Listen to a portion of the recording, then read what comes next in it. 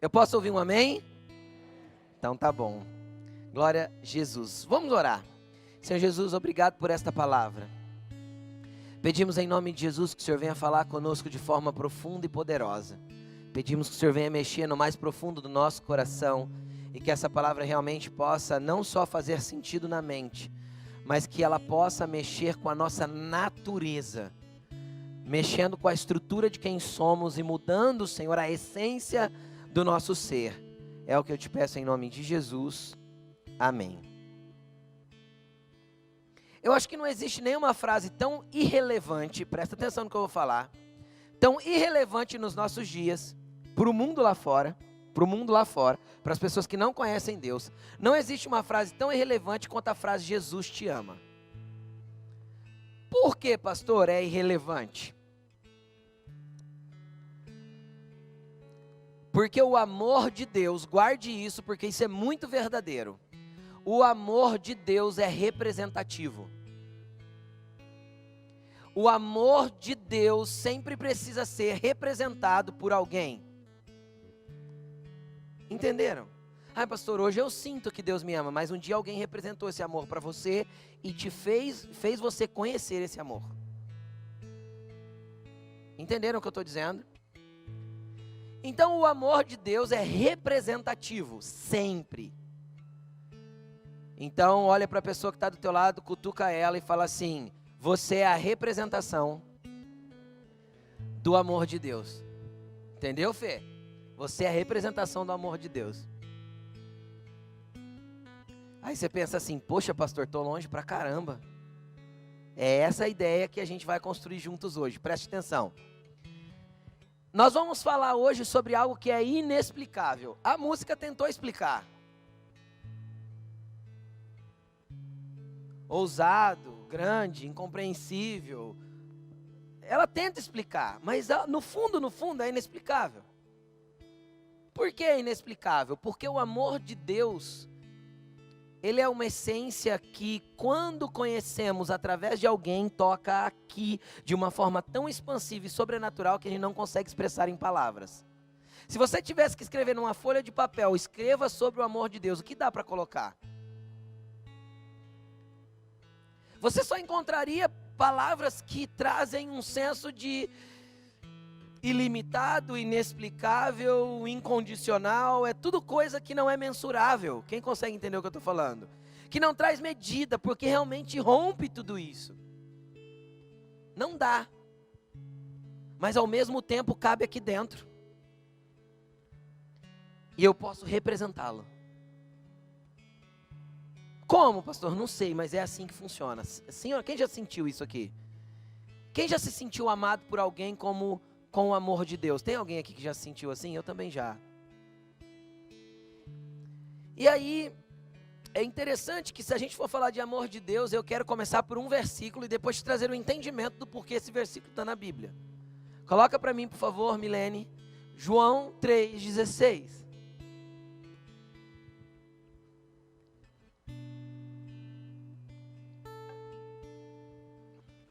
Porque Deus tanto amou o mundo, ou amou tanto o mundo,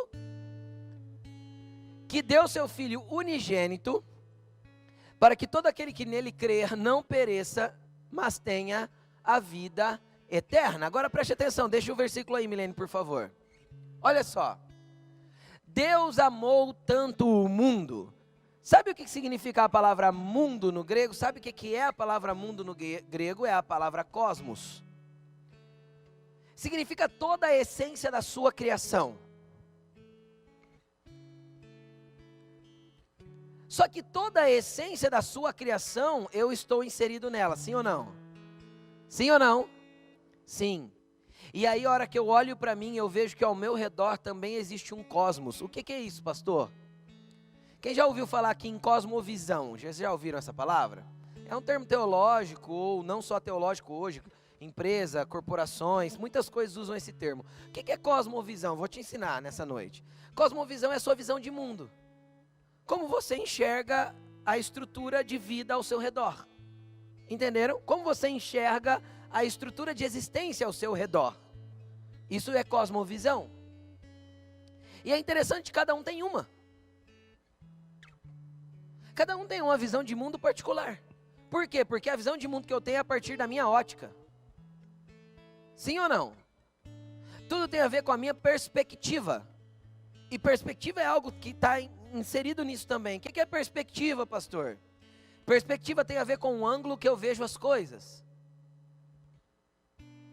Se eu pegar aqui, na onde eu estou, está aqui a Natália e a Tilane, e eu faço um número 6 aqui. Pela minha perspectiva, ele é um 6, e pela perspectiva de vocês? Um 9.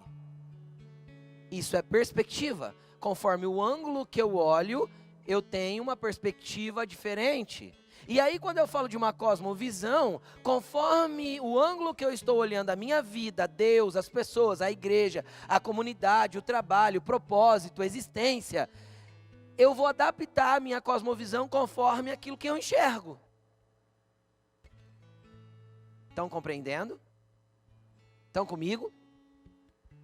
E às vezes é uma coisa que você nunca parou para pensar, mas é importante parar para pensar. Como eu enxergo a vida? O que é Deus para mim? O que é a religião para mim? A fé? O que é Jesus para mim? Isso vai formando a sua visão que você tem de mundo. E vai adaptando e formando seus valores. Estão comigo ou não? Estão entendendo? Aí o que acontece? Quando Deus ama todo o cosmos, Ele ama também o meu cosmos.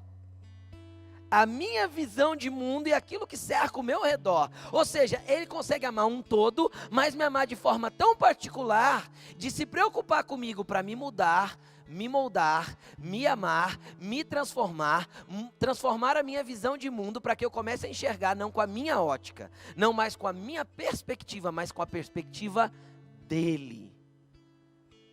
Pegaram? Então ele começa a transformar como eu enxergo, porque Deus ama tanto o cosmos todos que Ele deu Jesus. E esse cosmos está encaixado eu e você. Agora, nós vamos voltar para esse versículo, tá bom? Mas eu queria que a Milene colocasse para mim Romanos capítulo 3, versículo 10. Para que a gente comece a entender uma coisa. Romanos 3, 10. Como está escrito? Não há nenhum justo, nenhum sequer.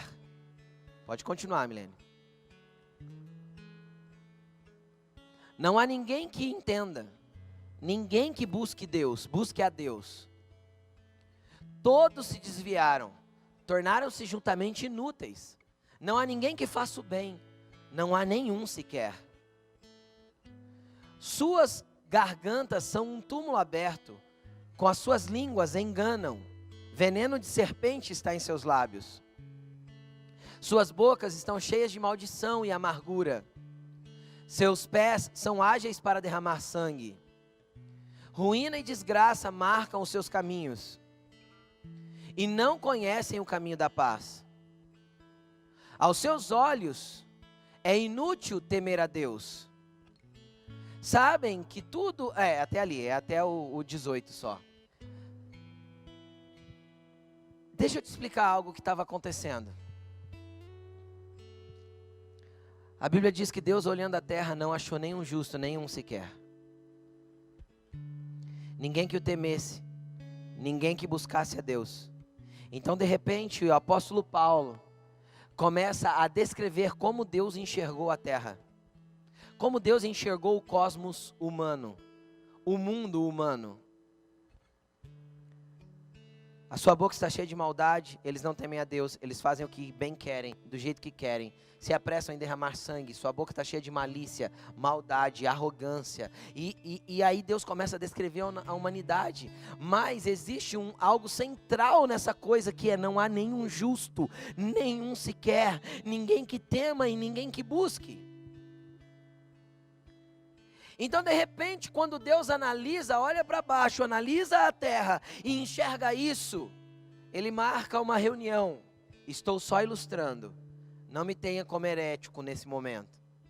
Ele marca uma reunião e Ele convoca o Filho e o Espírito, e eles sentam ao redor da mesa, e eles começam a conversar, e então Deus expressa uma frase que a gente conhece muito bem, que está em Isaías capítulo 6, e Ele fala assim: a quem enviarei? quem há de ir por nós? Então o filho se levanta e diz: Pai, eu vou. Porque embora sendo Deus, ele não considerou que o ser igual a Deus era algo que ele devia apegar-se. Ele amou o cosmos acima de todas as coisas. Ele olhou e viu que o mundo caído, se não fosse uma intervenção dele, não haveria capacidade em nós de nos justificarmos. Então entenda uma coisa: o mundo continua sem nenhum justo, nenhum sequer. Não há ninguém que faça o certo e busque fazer o certo. Você fala: pastor, é mentira. Deixa eu te explicar. É verdade, porque a única coisa no mundo que move as pessoas a fazerem o certo é a justificação que Cristo traz pelo amor dentro de nós, inserindo a partir desse amor a vontade de fazer o certo, a vontade de fazer o bem, a vontade de amar o próximo, a vontade de estender a mão. É o amor de Deus pairando por misericórdia sobre a humanidade, que ainda deixa a gente ter senso de justiça, de ordem, de fazer o bem, de amar o próximo.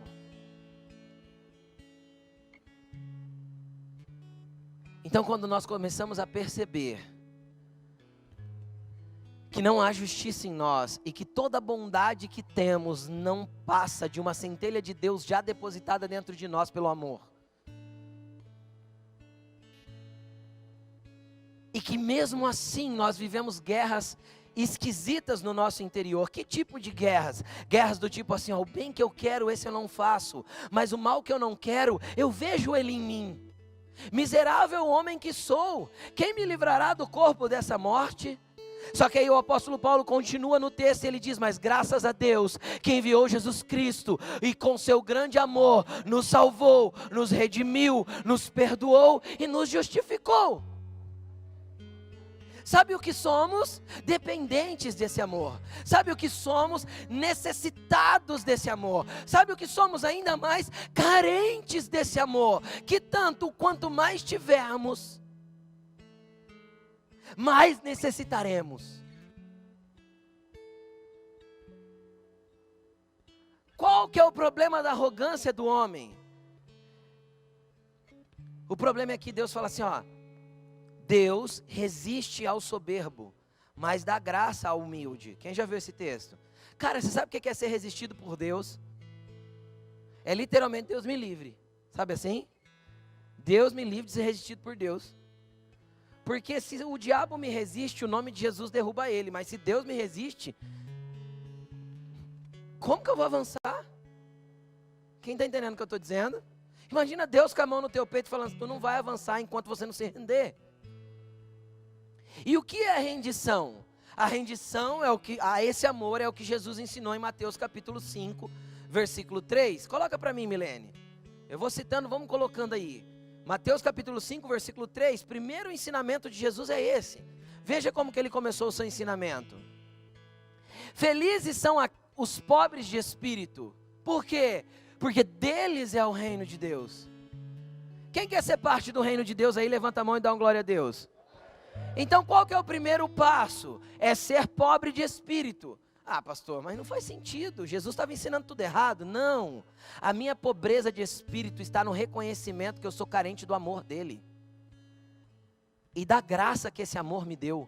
Então eu entendo a minha pobreza de espírito, eu entendo que Deus continua olhando a terra e não encontrando nenhum justo, nenhum sequer, ninguém que faça o bem, ninguém que busque a Deus. Mas de repente ele encontra um povo que foi lavado, remido, resgatado, alcançado pelo amor, e que esse amor nos justificou por graça e misericórdia e nos trouxe para um lugar de fazer o bem, de tocar as pessoas e de sermos justos diante de Deus.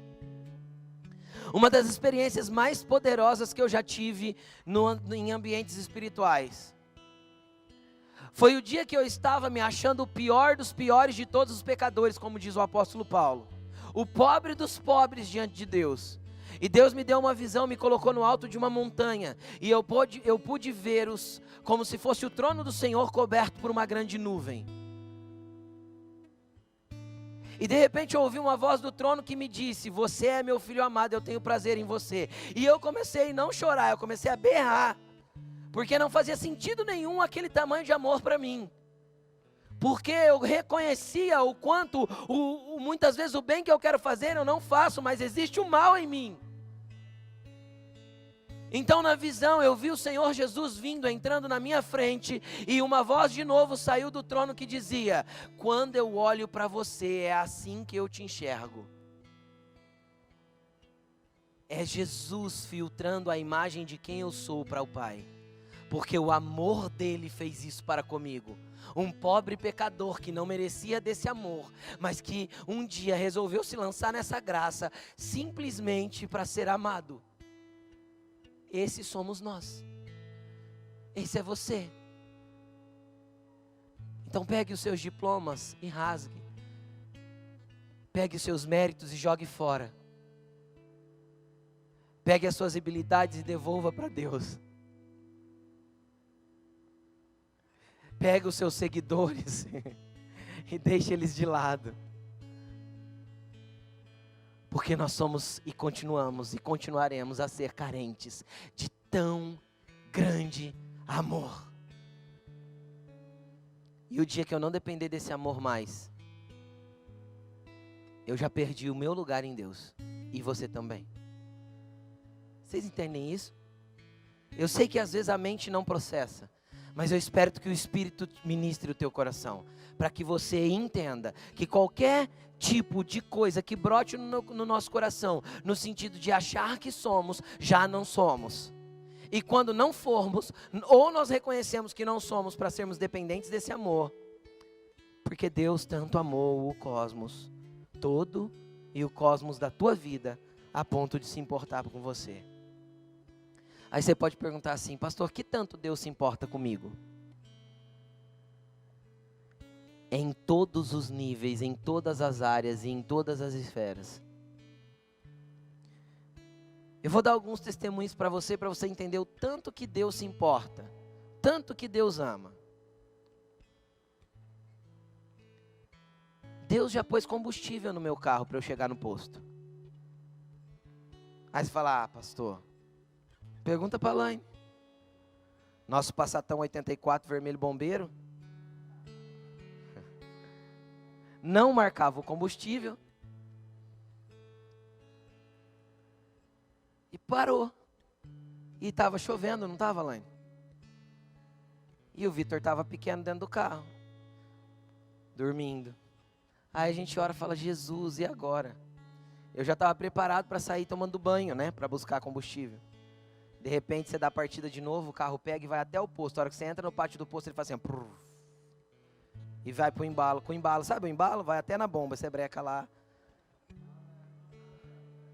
Agora, se isso não é amor, não é Deus se preocupando com o meu microcosmos.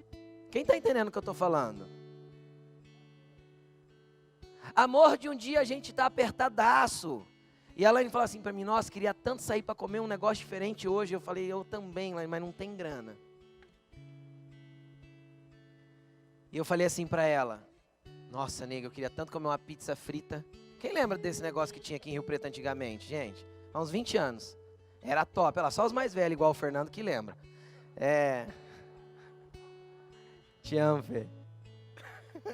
Mas você é velho igual eu. Ó. Tinha um negócio que em Rio Preto chamava pizza frita, como se fosse uma pizza mesmo, que virava um grande risole, assim, eles fritavam, era super da hora mesmo o negócio. Eu falei: nossa, Laine, eu queria comer aquilo lá. Não deu 10 minutos, meu pai me ligou e falou assim: ô, o que você vai fazer hoje? Eu falei: pai, eu vou ficar em casa. Vamos comer uma pizza. Eu queria ir lá comer pizza frita. Eu falei: ô pai, também queria, mas eu não tenho grana não. Ele falou: não, vamos, eu pago pra você hoje. Agora, se isso não é amor, eu não consigo entender o que é amor. E grandes outras coisas Jesus fez. Estou contando alguns detalhezinhos muito simples para vocês entenderem o que é amor. Só mais essa. 2013, outubro de 2013, a gente foi para Rosário, na Argentina, participar de um congresso. E aí, a gente saiu de Rosário e foi para Buenos Aires, para conhecer Buenos Aires, fazer turismo mesmo.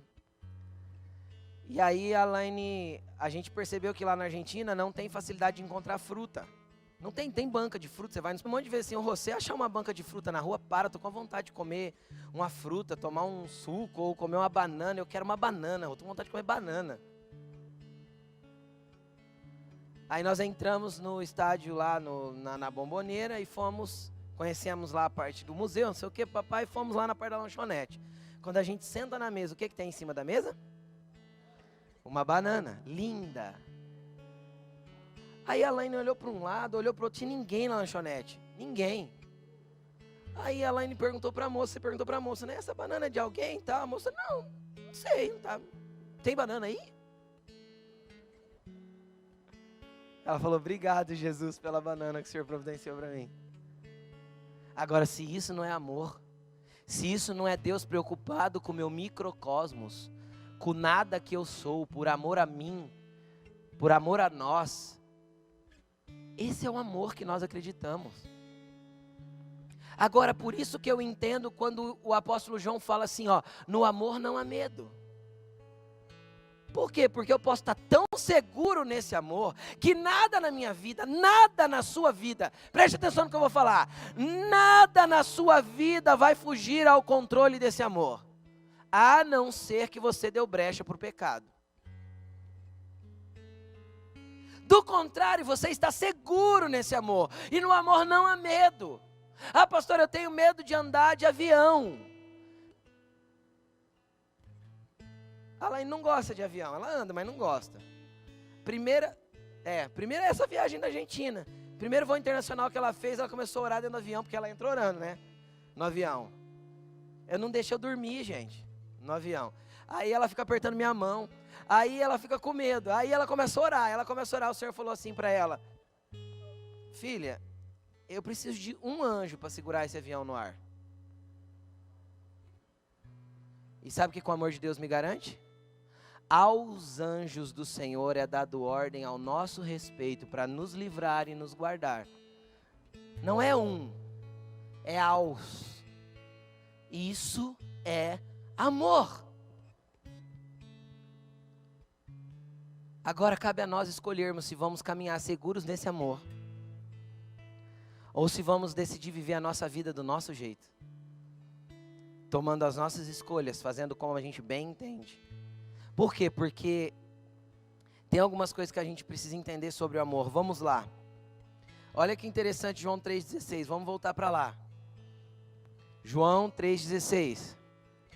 Deus tanto amou o mundo que deu. Está vendo essa palavra aí? Deu seu Filho unigênito. Por que Deus deu Jesus, o seu Filho unigênito, em amor ao mundo? Porque existem alguns princípios que nem Deus ultrapassa, porque Ele mesmo pôs. Qual que é o princípio? Primeiro, o amor é representativo. Lembra que eu falei no início? O amor de Deus precisa ser representado. Cristo é a expressão exata do Pai. Então Ele veio representar o amor de Deus. Segundo princípio, tudo que Deus quer que aumente, Ele precisa plantar primeiro. Isso é um princípio bíblico. Plantou, colheu. Sim ou não? O que Deus queria? Vamos lá, vamos fazer um desenho aqui rapidinho para você entender comigo. O que Deus queria? Deus precisava criar o cristianismo na terra, sim ou não? Então fala bem alto comigo, sim ou não? Não. Deus não veio, não mandou Jesus para fundar o cristianismo. Não precisava de uma nova religião na terra. Ok? Por quê? Porque já tinha uma religião que servia a Deus. Ela chamava judaísmo. Uma religião bem organizada, com todos os seus turnos organizadinho. Tinha templo o judaísmo? Servia a outro Deus ou o nosso Deus o judaísmo serve? O nosso Deus. Quem está entendendo o que eu estou dizendo? Tinha sacerdote, oferta, holocausto, símbolos sagrados. Tinha tudo isso, que já inventaram para o cristianismo de novo. Tudo estava lá feito. Sim ou não? Sim. Então Deus não precisava criar uma nova religião. Então Jesus não veio para isso. Isso foi nós que criamos. De novo. Aí, Jesus vem. E ele vem falando de Deus ou ele vem falando do Pai? Essa é a diferença. O que Jesus veio fazer? Apresentar um Pai. Porque de um Deus eu tenho dificuldade de receber amor, mas de um Pai eu consigo começar a entender como Ele me ama. Eu consigo começar a entender que jeito que esse amor é representado. É um Pai bondoso, amoroso, que me dá colo, me ama, me quer, mas ao mesmo tempo me disciplina, me corrige, me dá limites e me aponta a direção. Então Jesus não vem apresentar Deus, porque Deus os judeus já conheciam. E o mundo já conhecia também. Tá, e o que ele vem apresentar? Ele vem apresentar um Pai. Qual que foi a acusação que levou Jesus para a cruz? Quem lembra? Ele se diz filho de Deus. Era uma blasfêmia. Jesus, na cabeça do judeu, Jesus blasfemou o tempo inteiro. Ah, ele se diz filho, ele se diz filho, ele se diz filho. Sim, ele era filho. Ele era filho único.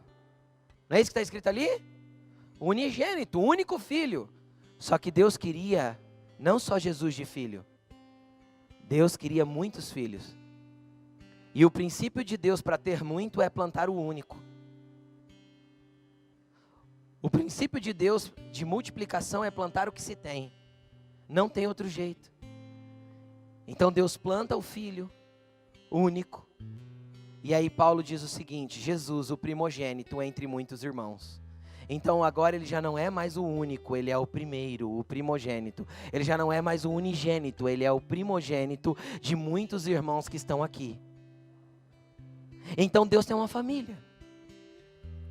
Por isso que nós falamos tanto de família de fé. Família de fé é a família de Deus. Então cutuca a pessoa que está perto de você e fala assim: você é parte da família de Deus comigo? E olha para uma pessoa que não seja seu cônjuge ou seu filho natural e diga para ele: você é meu irmão em Cristo.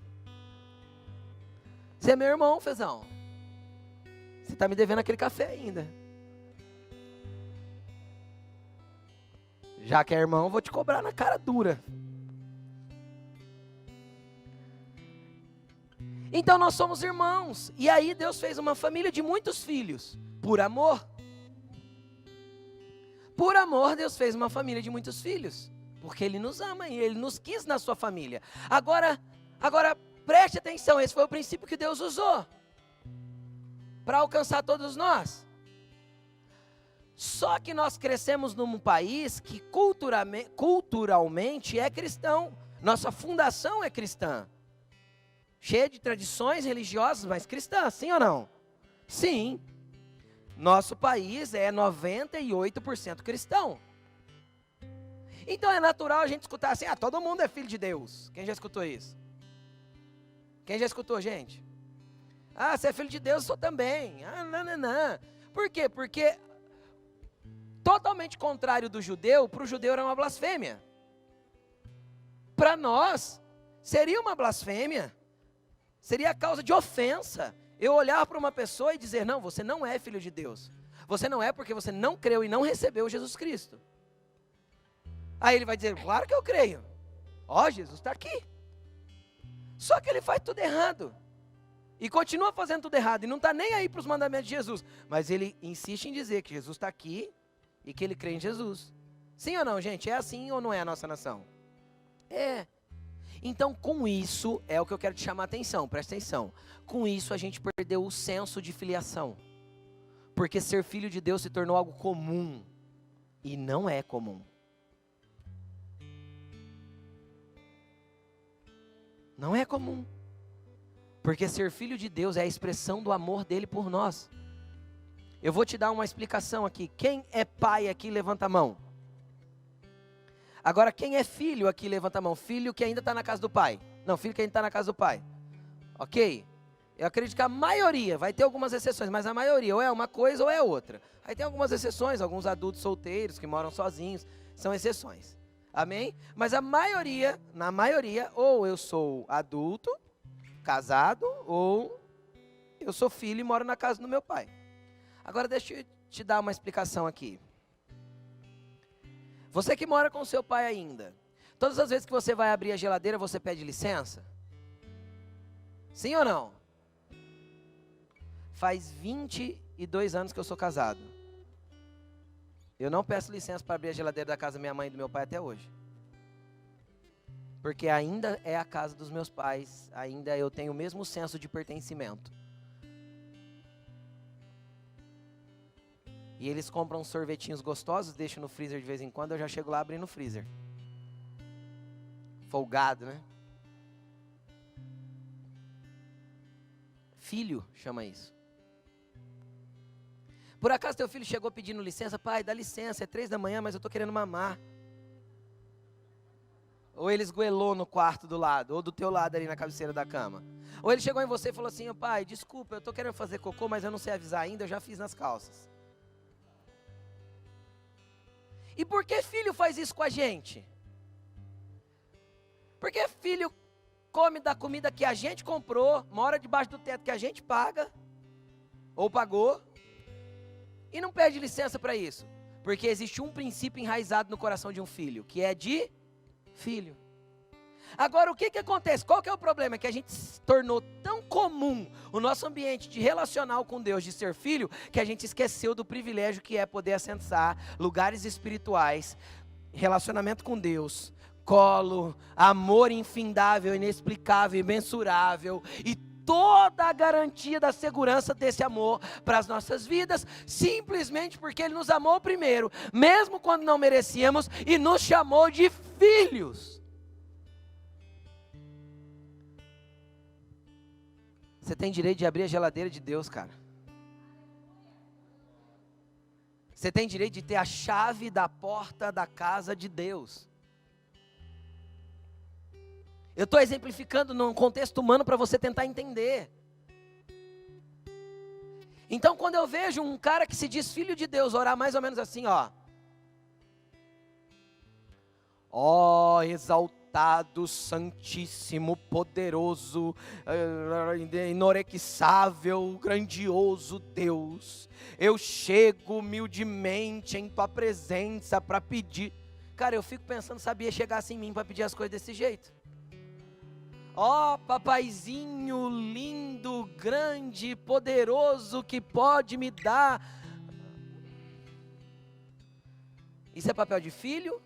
Ou isso é papel de quem não reconheceu filiação ainda? Nem com o patrão a gente fala assim. Quanto mais com meu Pai Celestial. Aí você entende porque na cabeça do judeu dava um nó? Porque eles chegavam em Deus desse jeito que eu acabei de expressar, enquanto Jesus chegava assim, Pai, eu sei que o Senhor me ouve.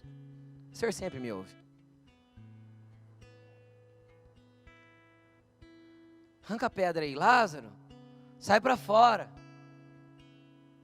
E por que a voz de Jesus ecoava e ressuscitava o morto? Porque ele sabia que o Pai o ouvia, sempre o ouvia. Ele tinha senso de filho. Aí eu entendo quando Jesus fala assim, curem os enfermos e expulsem demônios. Aí a gente vai orar por um enfermo. Senhor Jesus, por favor, eu te peço, se o Senhor tiver misericórdia, e se o Senhor quiser, por favor, cure essa pessoa. O que Ele falou para eu fazer como filho? O que Ele falou para eu fazer como filho? Você? O que Ele falou para você fazer como filho? Então levanta sua mão para o alto e fala assim, eu sou filho de Deus, e eu tenho autorização de Deus, e a autoridade dEle, para curar enfermos. Então você vai pôr a mão e falar assim, em nome de Jesus, receba sua cura. Porque não tem a ver com pedir para Ele, tem a ver com já estar autorizado para fazer. Sabe aquele filho que vai com a caderneta no pai na mercearia e fala assim, ô Zé, meu pai pediu para vir aqui pegar 1 quilo de carne, marca para ele fazendo favor? Isso é coisa de antigamente, né, gente? Só quem tem minha idade que sabe dessas coisas. Hoje em dia é assim, vai pra mamãe lá, o cartão de crédito tá aqui, a senha é tal. Vai lá e compra. O cartão de crédito é teu? O limite é teu? Não, o limite não é teu, o limite é do pai. Mas está valendo porque você tem a senha. E sabe qual que é a senha? O amor de Deus que te conquistou e te fez filho e te deu autorização para curar os enfermos e para expulsar os demônios e para viver uma vida segura no seu amor. É isso. Olha o próximo versículo que a gente vai ler, 1 João 3:1. 1 João 3:1. Vejam como é grande o amor do Pai, ou que o Pai nos concedeu. Qual que foi o amor que o Pai nos concedeu? Que fôssemos chamados filhos de Deus. O que de fato somos. Por isso o mundo não nos conhece, porque não o conheceu. Agora eu quero trazer uma explicação interessante. Se eu sou filho de Deus, e realmente me pareço com meu Pai, eu não vou ter semelhança com o mundo. Porque qualquer coisa em mim que se misture com o mundo, faz com que eu me separe do amor de Deus. Não ameis o mundo, nem o que o mundo há, porque o que há no mundo, que é a concupiscência da carne, a soberba da vida, não é do Pai. Então preste atenção. Existem alguns quesitos que Jesus deixou para que a gente permaneça no amor. O primeiro é ser diferente. Então, mais uma vez, olha para a pessoa que está do teu lado e fala assim: Jesus te quer diferente. Jesus te quer diferente. Veja bem o que Jesus ensinou como sinal do fim dos tempos. Nós estamos partindo para o fim dos tempos. Quem crê? Eu creio que nós já estamos vivendo o fim dos tempos. Então veja bem, Jesus deu uma parábola que ilustrava o fim dos tempos. Ele falou assim: olha, um homem tinha um campo e ele semeou boa semente de trigo. Só que de noite veio o inimigo e lançou semente de joio. Ao perceber que o joio estava crescendo junto com o trigo, os trabalhadores dessa lavoura perguntaram para o dono da lavoura: quer que nós arranquemos o joio? O dono da lavoura respondeu: não, deixe que o joio e o trigo cresçam juntos. Porque pode ocorrer que na hora de tirar o joio, arranque-se também o trigo sem querer. Deixe que ambos cresçam juntos, porque no fim dos tempos, no fim dos dias, os anjos virão, separarão o joio e queimarão, e recolherão o trigo para os meus celeiros. Aí Jesus explica a parábola. Essa parábola não é uma que ficou sem explicação, está explicado por Jesus. Se está explicado por Jesus, eu não preciso criar outra explicação, preciso? Não, Jesus explicou. O campo é o mundo, o campo é o cosmos. Pegaram? O campo é o mundo todo que Deus amou. Então Deus plantou boas sementes. Quem são as boas sementes? Os filhos do reino. Ou seja, aqueles que reconheceram esse amor e se tornaram filhos. São boas sementes. Vai crescer trigo. Só que no meio desse cosmos, tem Satanás plantando sementes ruins. E faz crescer joio. Joio e trigo, a diferença, por fora é idêntico. Só que aquele molinho do trigo em cima, sabe? Onde tem as sementinhas, o joio é vazio. Ou seja, não tem semente alguma. Pegaram? Então o que ele falou? Deixa que cresça, porque na hora da colheita dá para separar um do outro. Por quê? Porque na hora da colheita, a hora que bate um vento numa plantação de trigo, o trigo todo se dobra, porque o peso está em cima. O joio não. Então aí você separa um do outro. E Jesus falou que os anjos viriam fazer isso, não é nem trabalho nosso. Então veja bem, eu quero explicar para você o seguinte. Existe um princípio para os fins dos tempos. Não se assuste que a humanidade vai ficar cada vez mais corrompida, torta, fora de valores, fora de princípios, longe de Deus, todo deturpado. Não se preocupe com isso. Isso é próprio do fim dos tempos. Cada vez você vai ver mais coisa torta no mundo. Sexualidade distorcida, família corrompida, torpeza nos relacionamentos. Cada vez mais você vai ver princípios morais sendo destruídos e apoiados pela legislação. Como foi esses dias na Argentina, aprovou-se o aborto de crianças com até 14 semanas. Faz a conta de 14 semanas. Tamanho do bebê de 14 semanas. São 3 meses e meio. A criança formada já. Pode matar, não tem problema. Ok? Então, cada vez mais nós vamos ver essas atrocidades crescer no mundo. E vai um mar de feministas para frente da Casa Rosada gritar um grito de guerra, celebrando, todas sem máscaras, inclusive, né? Quem defende o uso das máscaras vai lá celebrar o aborto sem máscara. Tudo aglomerado porque foi aprovado. Esse é o joio crescendo. Deus está intervindo? Deus está intervindo?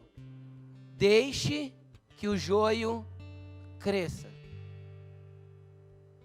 Eu vou brigar por isso? Fazer militância? Gritar? Sabe qual que é o papel nosso? Crescer mais que o joio, porque somos trigo. Então, qual que é o papel da igreja nesses dias?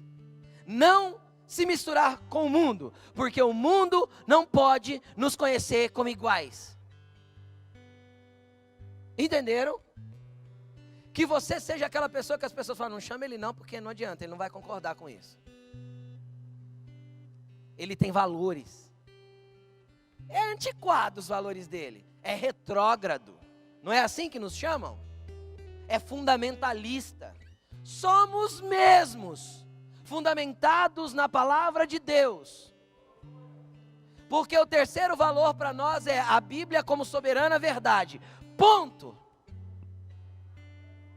Entenderam? Somos sim fundamentados na palavra. Então somos fundamentalistas, conservadores e, na mente de alguns, retrógrados. O problema é de quem pensa isso. Eu sou filho, seguro no amor do meu pai e pertenço a uma família de fé e quero viver os valores dos princípios de Deus. Amém? Então o que acontece? Deixa o joio crescer, não se preocupa, não se escandalize. Como o ano passado, teve lá o ano retrasado já, né, 2019, o filme do Porta dos Fundos, do Jesus gay. Fizeram uma barulheira, jogaram coisa lá no estúdio do Porta dos Fundos.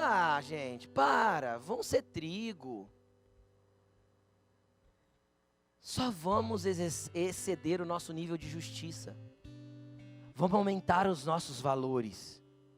Vamos parar de negociar com o mundo como se fôssemos iguais. Mas todo mundo faz. Mas já dizia minha mãe, você não é todo mundo. Então diz o teu pai, você não é do mundo. Então o mundo inteiro faz desse jeito, você não. Pegou, gente. Então estamos captando aqui a mensagem de Jesus para nós nessa noite? Então o sinal do trigo é ser diferente. Porque na hora que o vento sopra, o trigo se dobra. E o joio fica inflexível. O sopro de Deus faz o trigo se curvar. Enquanto o joio vai permanecer de pé, irredutível. Mas vai vir os anjos e vai tirar, e não é problema nosso. Qual que é o nosso trabalho diante disso? Lembra que eu falei do começo que o amor de Deus é representativo? Então eu vou lá no mundo, no meio do joio, representar o amor de Deus, mesmo que eles não me reconheçam. Mesmo que eles não me aceitem assim. Mas o amor que Deus plantou aqui e que vai começar a exalar de mim, vai começar a fazer diferença. Então entenda uma coisa, preste atenção no que eu vou falar. Levante sua mão para o alto mas brada comigo com todo o seu pulmão que você tiver. Você vai dizer assim, eu tenho no amor de Deus a capacidade de mudar o mundo. Aí você fala, mas como, pastor? Um mundo de cada vez, um cosmos de cada vez, o cosmos do seu amigo, o cosmos do seu vizinho, o cosmos do outro, e você vai mudando o cosmos das pessoas, porque Deus amou elas do jeito que são. Então Deus ama o joio. Você consegue entender isso? Só que Ele quer que o joio se torne trigo. Ele quer que o joio se encha dos valores e se curve diante dele. Entendeu? Então como nós podemos mudar o mundo? Muda um cosmos de cada vez. Porque se Deus se importa com o meu cosmos, se importa com o cosmos do cara que está morrendo do meu lado. Agora deixa eu te falar uma coisa. Não existe para Deus filho que tem estrelinha na testa. Sabe? Mais bonitinho. Filho predileto. Deus não faz acepção de pessoas, não é isso que está escrito? Não importa a cor da pele, não importa dinheiro, não importa onde mora, não importa a classe social, não importa nada. Eu não sou mais bonitinho para Deus do que o mendigo mais fétido que você pode encontrar na rua agora, que já tomou 5 corotes de pinga hoje. Eu não tenho mais amor na minha vida do que ele. A diferença é que eu reconheci esse amor e ele ainda não.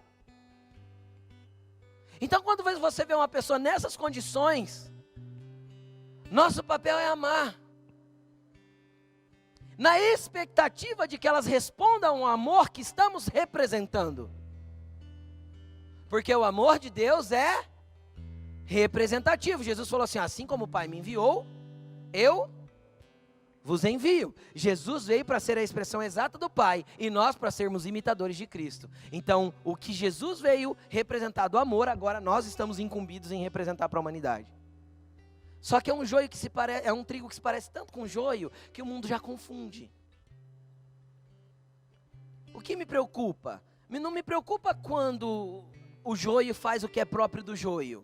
Me preocupa quando alguém que se diz trigo diz que a gente precisa atualizar a Bíblia para contextualizá-la nos nossos dias, para que famílias diferentes surjam dentro da igreja. E isso me preocupa, porque é gente que está se dizendo trigo e estimulando o trigo a viver como joio. Quando nossos valores precisam ser inversos. Entenderam? É a gente atraindo o joio para o nosso lado e não o oposto disso. Mais uma vez declare comigo: eu sou um agente transformador de Deus. Você é, cara, tá aí dentro. Você não recebeu o amor de Deus? Quem já recebeu o amor de Deus aqui, dá uma glória a Deus. Então tudo você precisa estar aí dentro. E aleluia por isso. Para a gente finalizar, vamos para João 15:9. Quem quer permanecer no amor de Deus aqui, diz amém. Então vamos lá. Como o Pai me amou, assim eu os amei. Olha o tanto que Jesus nos ama. Do jeito que o Pai amou ele. Só que o Pai amou ele tanto, preste atenção, que por causa do propósito de nos amar, não impediu que Jesus fosse para a cruz. Cara, é muito amor. É imensurável, realmente indescritível, realmente inexplicável. Realmente qualquer palavra que a gente colocar é irrelevante. Como o Pai me amou, assim eu os amei. Permaneçam no meu amor. E aí ele explica como permanecer. Vamos lá. Se vocês obedecerem os meus mandamentos, permanecerão no meu amor. Então, peraí. O amor de Deus realmente é nessa medida que eu acabei de explicar. Não dá para explicar. Amém? Só que eu permanecer no amor é condicional. É ou não é condicional? É, porque Jesus falou que é condicional. Se vocês obedecerem os meus mandamentos, permanecerão no meu amor. Então, se eu começo a desobedecer as ordens de Jesus para mim, e a viver como joio, achando que está tudo bem, porque afinal Deus me ama, eu já saí do amor de Deus. Eu não permaneci. Isso tem a ver com a minha escolha, com a liberdade que Deus me deu de decidir. E aí ele continua dizendo: assim como tenho obedecido aos mandamentos de meu Pai, e em seu amor eu permaneço. Tenho-lhes dito essas palavras para que a minha alegria esteja em vocês, e a alegria de vocês seja completa. Cara, você consegue entender isso aqui? Quem quer viver uma vida leve, feliz e alegre aí, dá um glória a Deus. Sabe o que Jesus está falando? Você quer ter uma vida alegre, feliz e cheia da minha presença? Permaneça nos meus mandamentos. Você vai permanecer no meu amor. E a minha alegria vai inundar vocês. E a alegria de vocês vai ser completa. Porque não existe alegria maior do que viver no centro da vontade dEle. O problema é que a gente reluta tanto para viver no centro da vontade dEle, porque a gente quer continuar vivendo do nosso jeito. E do jeito dEle é diferente. Do jeito dEle é parecido com um trigo. Entendeu? Não é parecido com joio. Mas vamos continuar. 12. O meu mandamento é este: ame essa pessoinha difícil que está perto de você do jeitinho que eu te amei. Não é isso que está escrito aí? Um pouquinho diferente, né? mas é isso. Ame a pessoa estranha, esquisita. Ame a pessoa que não devolve o amor para você. Quantas vezes Deus te amou e você não devolveu o amor para Ele? Ame o próximo. Como eu amei vocês. Então esse é uma condição, esse é o meu mandamento. Pegou o resumo do mandamento de Jesus? Vamos continuar, versículo 13. Ninguém tem maior amor do que aquele que dá a vida pelos seus amigos. Vocês serão meus amigos, se fizerem o que eu ordeno. Pera, Jesus subiu o nível, cara. Vocês vão ter um pai, e vocês vão ter um amigo. Só permaneçam nos meus mandamentos. Ame uns aos outros, como eu amei vocês. Agora, por que Deus insiste tanto com isso? Porque a gente tem uma predisposição chamada egoísmo, egocentrismo. Vou criar um nome novo agora, umbiguismo. Só penso em mim mesmo, só no meu próprio umbigo. Você conhece pessoa que tem problema de umbiguismo?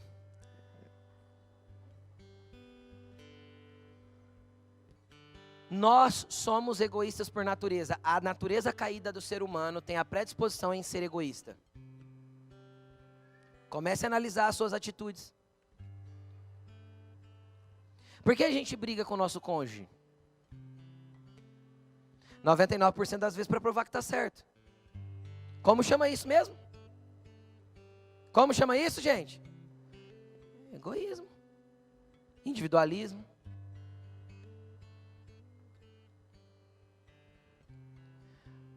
Porque a gente sempre acha que está certo, a gente acha que é melhor, a gente acha que está sendo injustiçado, a gente acha que foi ofendido, a gente acha. Se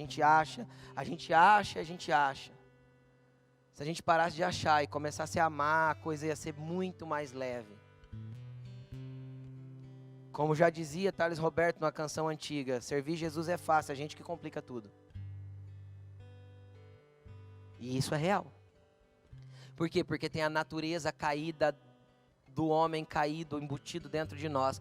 Aí eu entendo a guerra do apóstolo Paulo. O bem que eu quero fazer, esse eu não faço. Mas o mal que eu não quero, eu encontro ele dentro de mim. Eu sou um homem miserável. Aí ele volta para o amor e entende que essa miséria é para que ele reconheça a sua pequenez diante de Deus. E recaia no amor de Deus novamente. Quem está entendendo? E o ciclo começa de novo. De amado, perdoado, reconciliado. Há uma guerra interior para não ser alguém egoísta.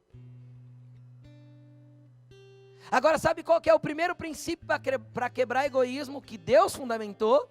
Viva no coletivo. Todo egoísta vai buscar sempre ser individualista. Vou repetir. Todo egoísta prefere o individualismo. Tem dificuldade de trabalho de equipe, tem dificuldade de comunidade, tem dificuldade de se relacionar com pessoas, tem dificuldade de amar o coletivo. Ele até consegue amar um ou outro, mas assim, no individual, esse, aquele, todo mundo junto, ele já se sente incomodado. Esse é o egoísta. Ele precisa do seu espaço, não que a gente não tenha que ter momentos de solitude, de relacionamento com Deus, isso é importantíssimo na vida de qualquer ser humano. Momentos de descanso, momentos de estar só a nossa família ali dentro de casa, isso é importante, sim ou não? Sim, mas também a gente deve amar o coletivo, amar os estranhos, os esquisitos, os que não gostam muito da gente, e a gente tem que amar todo mundo. E é fácil? Não, por quê? Porque confronta o meu egoísmo. Só que foi o que Jesus mandou. Vocês querem permanecer no meu amor? Sigam os meus mandamentos. O meu mandamento é: amem-se uns aos outros, como eu amei vocês. Assustador isso, né? Desafiador, não é? Esse vai ser o maior desafio para 2021 dessa casa. Aprender a amar mais. Matar o egoísmo. Porque é o nosso valor principal.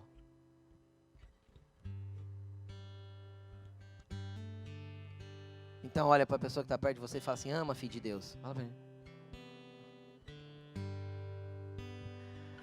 E aí ele continua, versículo 15. Já não chamo vocês de servos ou de escravos, porque o escravo não sabe o que o seu senhor faz. Em vez disso, eu os tenho chamado amigos, porque tudo o que eu ouvi de meu Pai, eu lhes tornei conhecido. Sabe o que Jesus está prometendo? Se vocês permanecerem no meu amor e amarem as pessoas, eu vou contar tudo que vocês precisam viver. Pode perguntar para mim que nada vai estar oculto, porque tudo que o Pai revelar, eu revelo para vocês. Eu vou tornar conhecido para vocês o meu propósito, a minha vontade, o meu destino, o que eu quero para vocês. Só pergunta, eu serei seu amigo.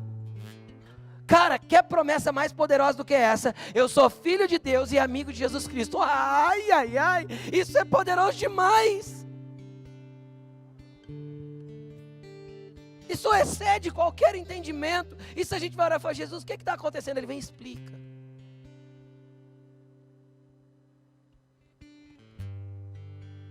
Aí ele continua dizendo, 16, vocês não me escolheram.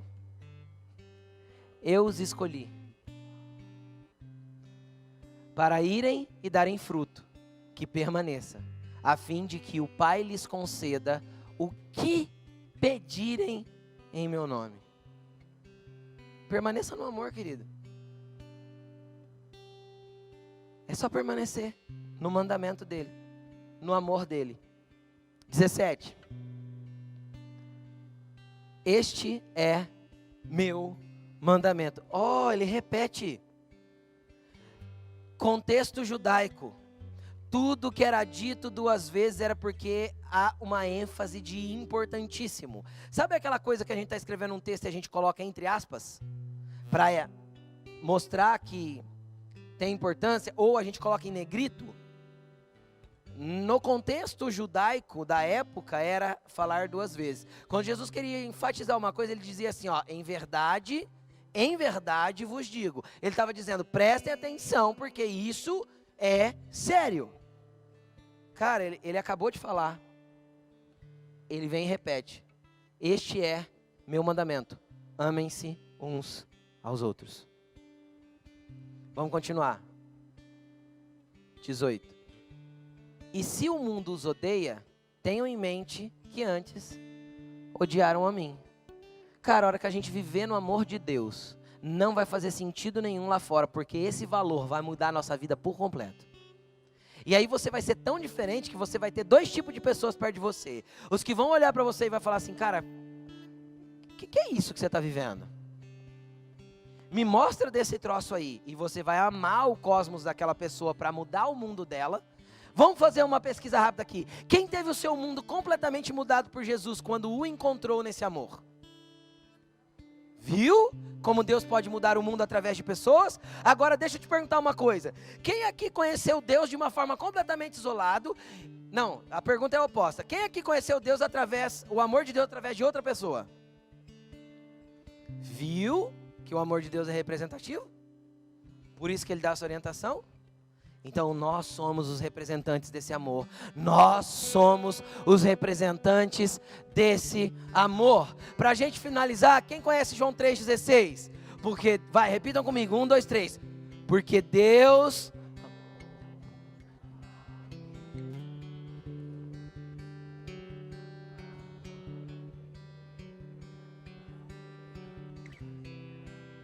Quem conhece agora 1 João 3,16? Vamos ver? 1 João 3, mesmo endereço. Não existe coincidência. Porque quem pôs os números foi o homem, mas Deus determinou algumas coisas. 1 João 3,16. Nisto conhecemos o que é o amor. Jesus Cristo deu a sua vida por nós e devemos dar a nossa vida por nossos irmãos. Então memorize esse também. É 3,16 também, o endereço está fácil já. Não existe coincidência. Existe a palavra de Deus sendo manifesta. Então, é a última vez que eu vou fazer isso, mas olha para a pessoa que está perto de você e fala assim, não vai ter jeito, você vai ter que me engolir. Você vai ter que me avar, fezão. Não tem jeito, vocês vão precisar me amar. E eu vou ter que amar vocês. Porque não tem outro jeito. Agora, semana que vem, a gente continua falando de amor e a gente vai expressar como o amor de Deus constrói uma família de fé. Esse é o tema da mensagem da semana que vem. Como o amor de Deus manifesto constrói uma família de fé. Que frutos a gente começa a dar quando a gente começa a viver e permanecer nesse amor. É isso que a gente vai perceber a semana que vem. Domingo que vem a gente fala sobre isso, mas nessa noite nós vamos buscar o quê? O amor de Deus no nosso coração. Coloque-se de pé. Sabe o que eu queria? Pedir para vocês assim, ó, se abracem, gente, se amem aí agora, mas não posso, gente. Tá filmando. Fica de pé. Mas é a vontade que eu tenho. Abraça todo mundo, fala que você ama. Derrame esse amor já sobre a vida das pessoas.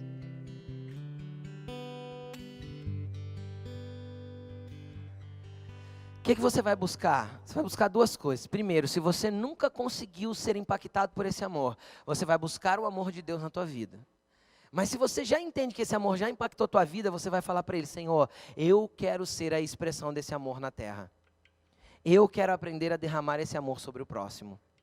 Eu quero ser a representação do teu amor nos mundos de algumas pessoas. Nós mudaremos, escuta o que eu vou falar, nós mudaremos o mundo mudando uma vida de cada vez. Quem pode crer nisso? Eu não falei o segundo valor, né? Primeiro valor, amor. Segundo valor, o caráter semelhante ao de Cristo. E o terceiro valor, a Bíblia como soberana verdade. Se vocês quiserem ler, está ali nas plaquinhas, ó. Na frente do aparador, já está tudo lá colocadinho na parede. A gente chegou nesse consenso, entendeu? Que isso são os valores principais dessa casa. Por isso nós vamos fazer uma série de mensagens sobre esses valores. Porque o dia que uma pessoa chegar aqui todo joio, quem está entendendo o que eu estou falando? Todo joio, parecidinho com o mundo. E é assim que eles precisam chegar, sim ou não? Sim. Eles vão entrar numa família que tem valores de amor, que tem valores de transformação segundo o caráter de Cristo e que tem a Bíblia como fundamento de tudo que nós fazemos. É isso que nós queremos transmitir para o mundo lá fora. É isso que nós queremos representar do nosso Pai. Em nome de Jesus. Comece a pedir o amor de Deus derramado sobre o teu coração. E comece a pedir para ser a representação desse amor sobre a terra. Eu acho que essas duas coisas é o centro daquilo que nós devemos buscar.